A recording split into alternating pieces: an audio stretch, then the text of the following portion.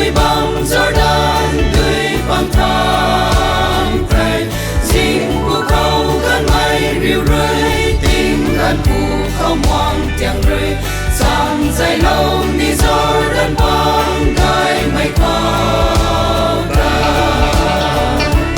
Jordan băng khâu căng răn mai tươi băng khâu nhiều rèn ra cả quay lâu cây ná dân thác kuni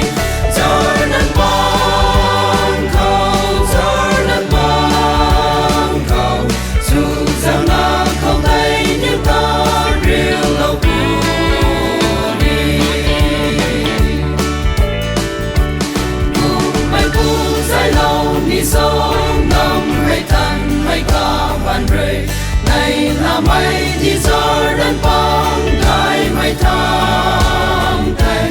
ra khá tươi lệ olive thao gai mây loang quỳ răng khâu tay in đã mây